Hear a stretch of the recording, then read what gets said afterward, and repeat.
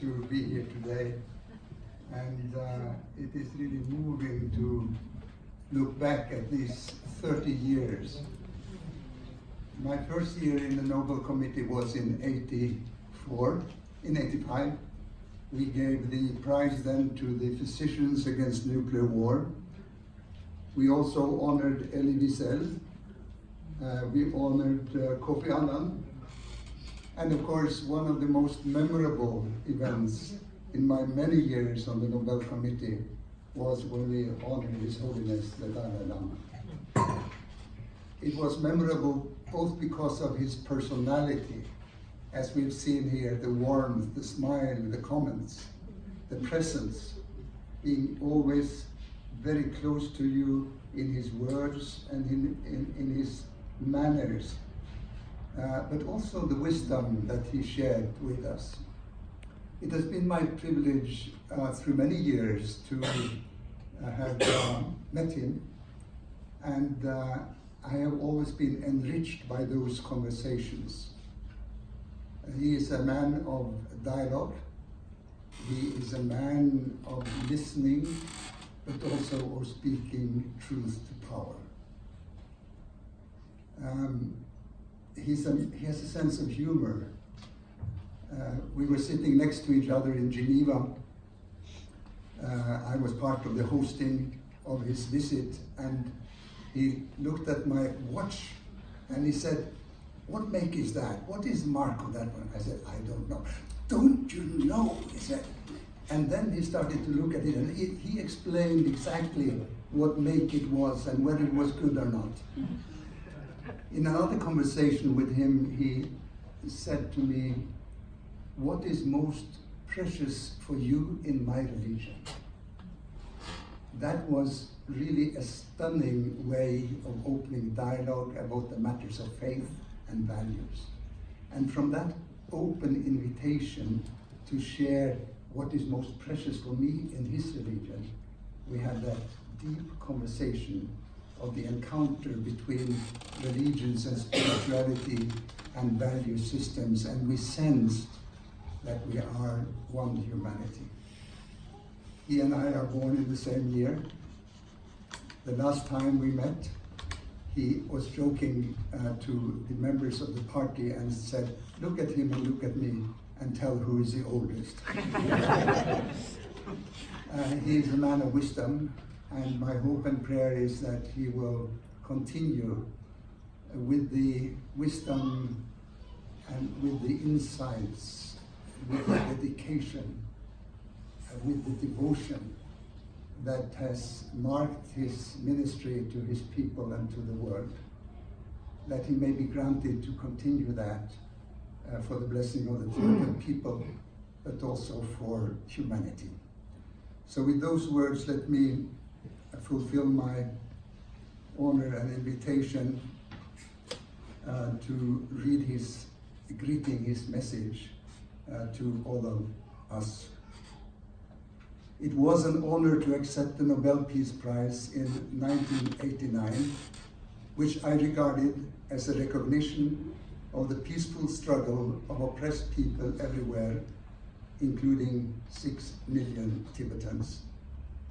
As the world was entering the final decade of the 20th century, I expressed my optimism that the ancient values that have sustained mankind for so long were reaffirming themselves towards a kinder, happier 21st century. Despite uncertainty and upheaval in some corners of the world, we can today see hopeful signs of awareness across the globe when it comes to environmental protection, disarmament, and other challenges.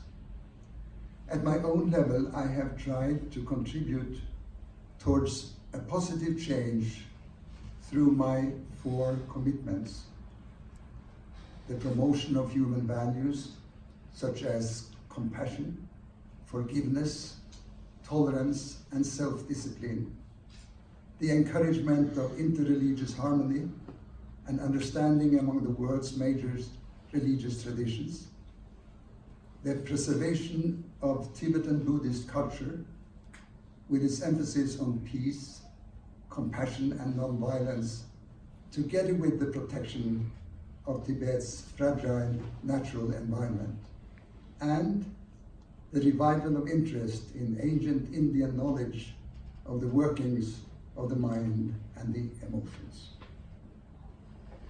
The more people learn to tackle our destructive emotions like anger and jealousy, the more we will achieve peace of mind.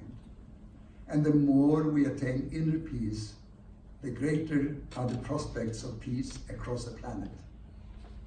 The age-old Indian traditions of non-violent conduct, ahimsa, backed by a compassionate motivation and karuna, are not only relevant to today's world, but also, in fact, essential.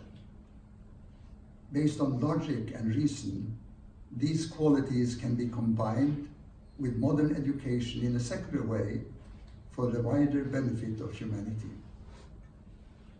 In other words, just as we preserve our health by observing physical hygiene, we can protect our inner well-being by tackling our destructive emotions and cultivating positive emotions like compassion and warm-heartedness. I have always been moved by the welcome that the people of Norway have accorded to me every time I have visited your beautiful country. Thank you for organizing this event to celebrate my receiving the Nobel Peace Prize in 1989. Whether you are Norwegian, Tibetan, or from any other background, it is my hope that you will use this opportunity to see how you can individually and collectively contribute towards making this world a more peaceful place. With my prayers and good wishes, the 14th Dalai Lama, Tenzin Gyatso.